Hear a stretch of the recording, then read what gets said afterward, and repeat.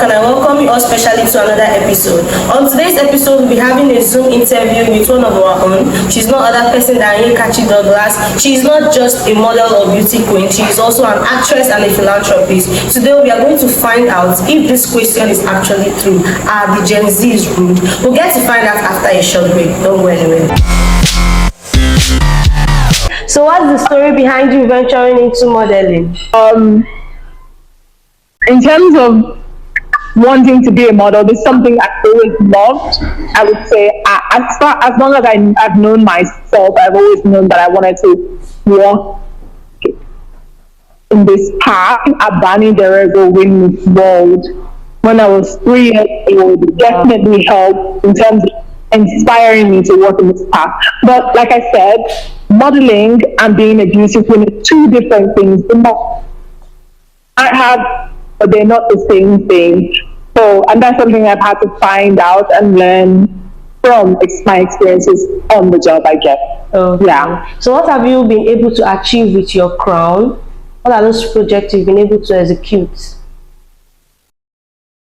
During my reign in 2019-2020, I was able to raise over $100,000 for different causes, from medical treatments, from health projects.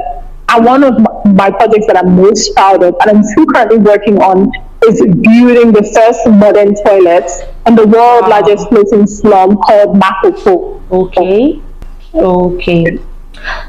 So, as a public figure and a model, can you tell us some big challenges of the younger generation, those challenges they face through today?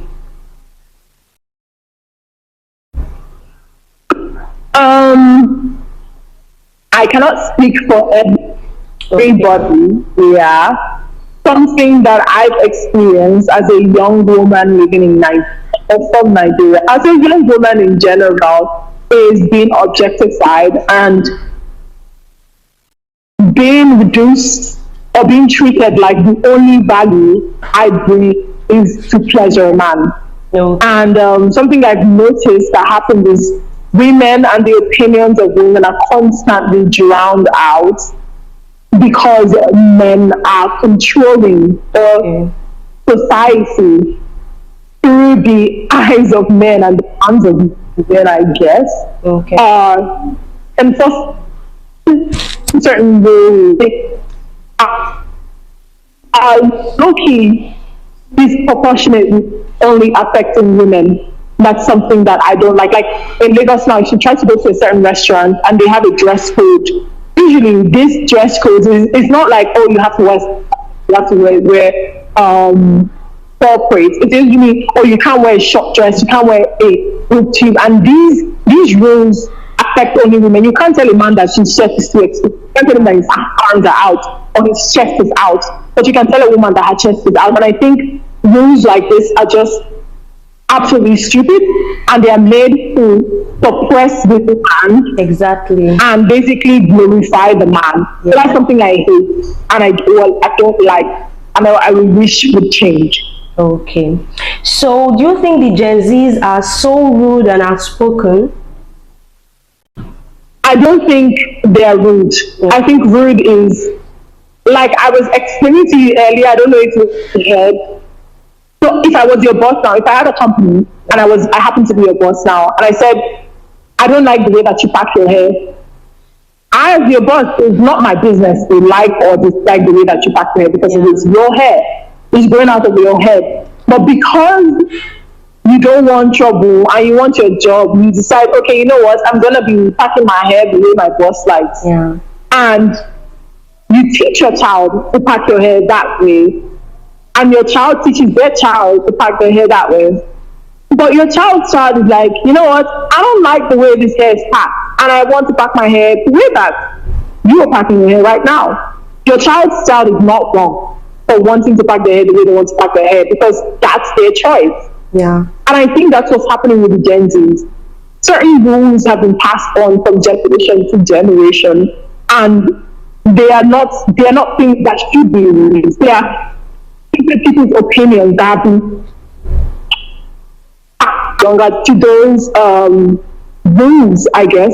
and they're bold enough to speak up and say, I don't want to do this because that's not what I want for myself, and that is why they look like they're rude. But at the end of the day, they want and what they believe.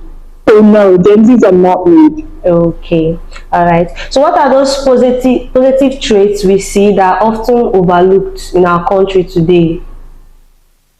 You say that one more time. I said, what are those positive traits that the Gen Z have that are often overlooked in our society today? Yes, I just gave you one example. The example of telling a woman how to dress and how to look. Okay. I think would be very vocal. Also, look at what happened in SARS. Definitely a thing of the younger generation. We've been bold enough to say, what, our government has been taking our resources and they to the food of the next 10 generations. And I think that's something that we need. We need a youth that is willing to say, you can't get enough because you're benefiting of our hard work, and we need to have a say in how our hard work manifests itself in our country. I think that's something that we need to celebrate. We need to we need young people to have opinions, and to work on the opinions that they have. And we need to not enforce an other person's opinion. We need to not enforce religion. We need to not enforce you can expect that in your space, but then enforcing it for a mass generation or a whole group of people and saying that they have to follow what you believe is absolutely wrong. I'm so proud of my generation that they're able to say, I respect your beliefs and all culture or religion, but I do want to follow that, and I'm my own path to follow and follow it properly. Okay, so you're trying to say they are very, very hardworking. I would say, hard work is subjective. Okay. And at the end of the day, the people that are making the most money in Nigeria are not hardworking. Yes. They are surviving off the back of the people that are actually hardworking. The bricklayers work the hardest, but they don't earn any money. You cannot tell me that the people in power are working hard. You cannot tell me that. No, you can't. They're not working hard. They're making decisions that require a lot of, experience and mental strength. But at the end of the day, most of these people haven't even half of the struggles that the people at the bottom have. And the people at the bottom, in fact, the system is built to make sure that they constantly and they're going to remain at the bottom. Okay. The economy is not built for the poor person. It's built to keep the poor and keep the rich getting richer. So in terms of, people say things like, oh, the Gen Z are lazy, they're not hardworking. No, we're just doing what you do. Because you guys making so much money, you haven't worked hard to get that. Yeah. You're corrupt and you've done that are inappropriate to get what you have. So we should have the right to do the same too. Exactly. So we're not lazy. We're hardworking, just like the way that you have. Because you claim you have. All right, thank you so much. So when it comes to social media and technology, do you think it contributes to the way the Gen Z also communicates? Honestly, social media is one of the best things that we've had. Literally saying, have other people that are actually same-minded and are not bound by the rules of the place that say, this shouldn't be happening. Look, I was asking about social media, the way it contributes to how the younger generations communicate.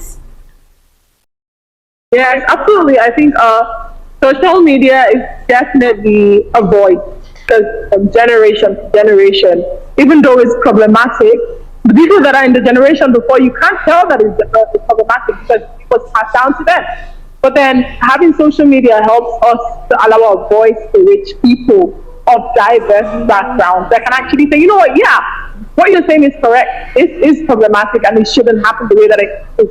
And then you can actually get help and other people to advocate for you and the things that you can and help you, honestly, that's what I think social media is, the voice.